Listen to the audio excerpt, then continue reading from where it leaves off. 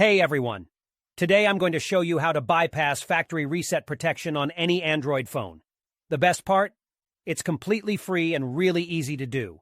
You know when you reset your phone and it asks for your Google account? Well, with this method, we can bypass that step and gain full access to the phone. I've successfully done this on over 100 Android phones. I'll guide you step by step through the process, so don't worry if you're not a tech expert. Just follow along and soon you'll be able to unlock any Android phone without any hassle. So let's get started.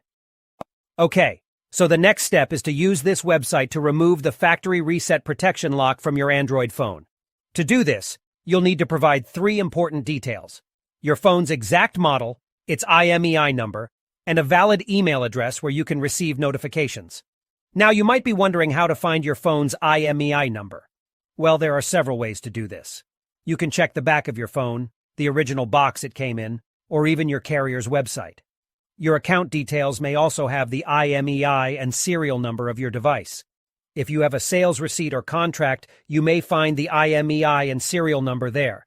If your phone has a removable battery, you can check underneath it for the IMEI or serial number. However, if your phone doesn't have a removable battery, don't try to remove it or you may damage your device.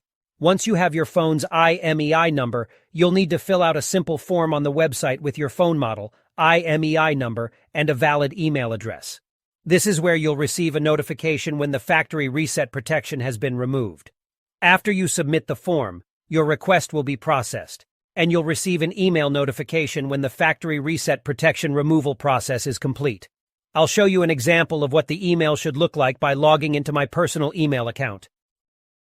Here's the email I received, saying that the factory reset protection was removed. Let's open it up together. The message confirms that the factory reset protection has been removed, so all you need to do now is restart your phone.